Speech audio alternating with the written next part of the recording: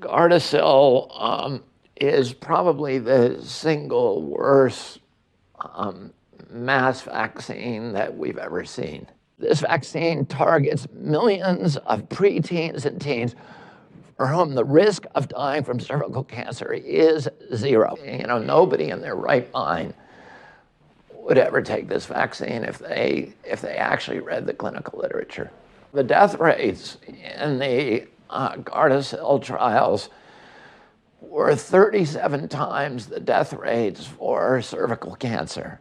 Children who take that vaccine, the Gardasillu vaccine, are 37 times more likely to die from the vaccine than they are to die from cervical cancer. So the problem with Gardasillu, like most vaccines, is it was never tested against a true placebo, an inert placebo. And CDC and HHS say, if you don't test it against a true placebo, it's not science. You have no way of gauging whether the injuries you're seeing from the product are being caused by that product or whether they're just bad, sad coincidences. The entity that is actually performing the study and paying for the study is Merck.